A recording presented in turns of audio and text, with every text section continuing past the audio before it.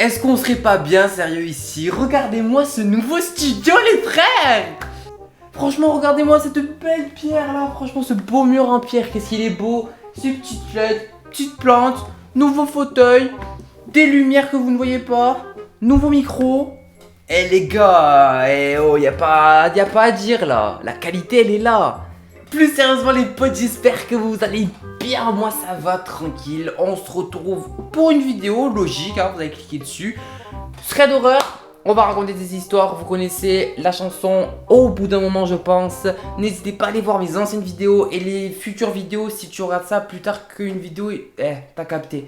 N'hésite pas bien évidemment aussi à lâcher ton meilleur pouce bleu sa mère, à t'abonner. 2 threads d'horreur, 2 frissons, 2 histoires, 2 morts, je sais pas s'ils sont morts mais t'as capté.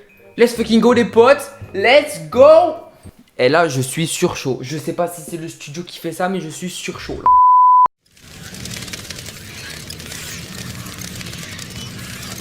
Première histoire, il s'appelle Richard. Et pas comme Richard Weber. Hein. Seuls les vrais de Grey's Anatomy connaîtront cette référence. Bref, restons sérieux. Il s'appelle Richard.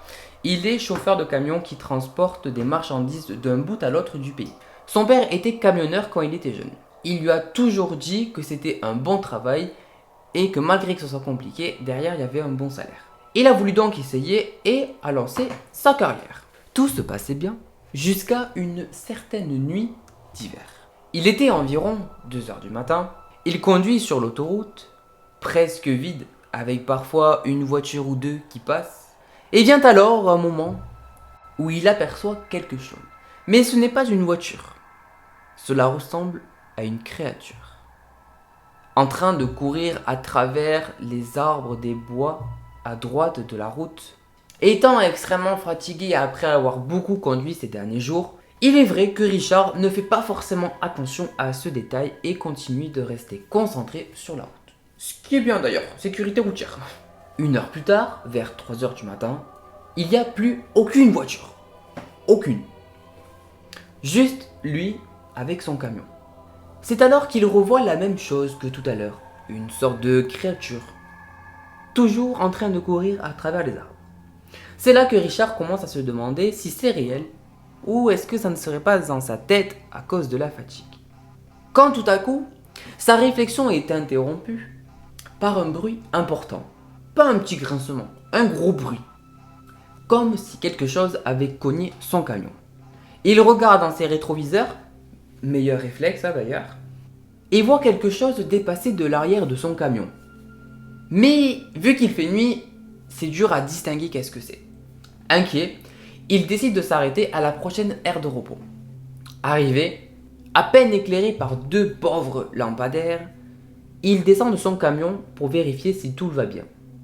Il s'avance doucement vers l'arrière et à force de s'approcher, il distingue une sorte de main avec de longues griffes. Richard, il commence à ralentir. Normal, tu vois ça, c'est bizarre. Et avance de moins en moins. D'un coup, la main, elle se retire, mais d'un coup sec. Et une silhouette pas loin part en direction de la forêt. Richard recommence à s'approcher vers cette fameuse main où elle était et voit alors des marques de sang. Il remonte aussitôt dans son camion et part vite pour reprendre la route.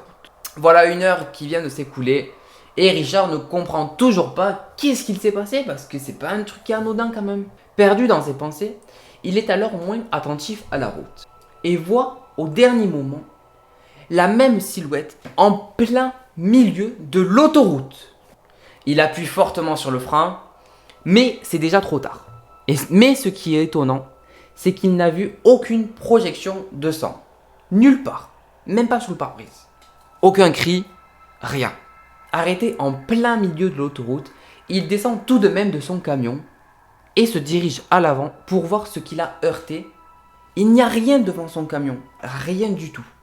Et là, il voit que ses mains sont en sang. Et là, trou noir. Plus rien, plus rien. Richard se retrouve maintenant à l'hôpital. Les médecins lui disent qu'il a été retrouvé à quelques mètres de son camion, allongé sur l'autoroute, dans une mare de sang. Les refs, moi je dis pas plus, hein. Moi je dis pas plus. Moi je vous raconte ça, les gars. Vous pensez ce que vous voulez. Est-ce que vous êtes prêts pour le thread numéro 2, les potes? C'est parti, dans 3 secondes. Voilà, je vous laisse compter.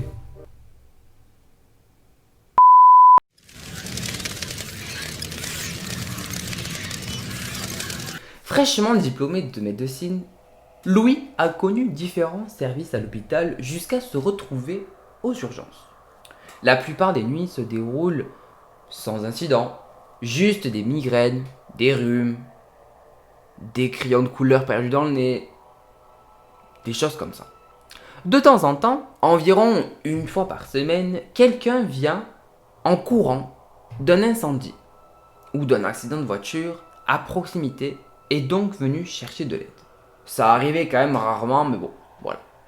Jusqu'au jour où, une nuit d'été, c'était plutôt calme à ce moment-là aux urgences, Louis était en train de remplir des papiers administratifs pour renvoyer un patient voilà, qui a été soigné, donc il faut signer des trucs, blablabla.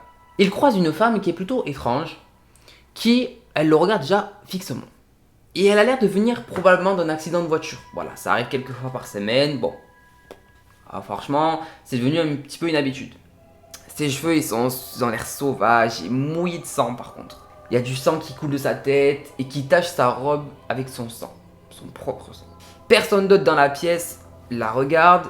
Et Louis donc, logique, il s'approche d'elle, il va pas la laisser crever. Il s'approche d'elle et la femme ouvre un peu sa bouche pour lui dire « aidez-le ». Après ces paroles, elle s'effondre sur le sol. Louis se précipite pour l'aider et appelle une infirmière. Il vérifie son poignet, son cou, sa poitrine. Il n'y a rien. Il n'y a aucun hématome. Seulement une peau froide et pâle. Il la soulève à deux, l'amène dans une chambre pour la soigner. Pendant qu'une infirmière le soigne, Louis prend ses signes vitaux.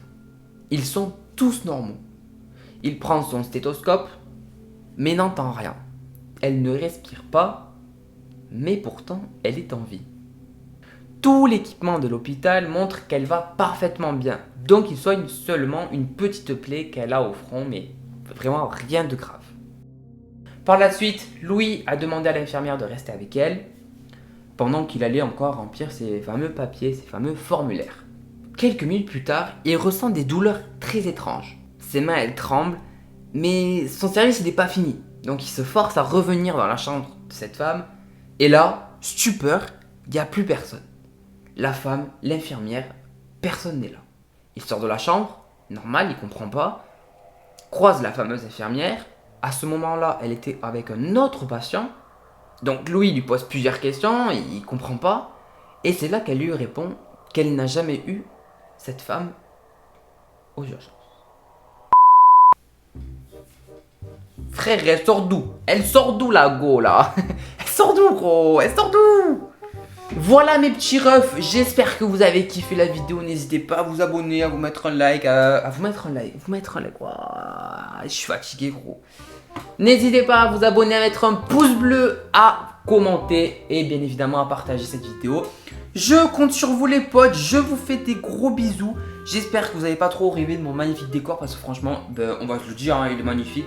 Donnez une petite note sur 10 dans les commentaires si vous voulez. Je vous fais des gros bisous, je vous dis à bientôt. Portez-vous bien les potes.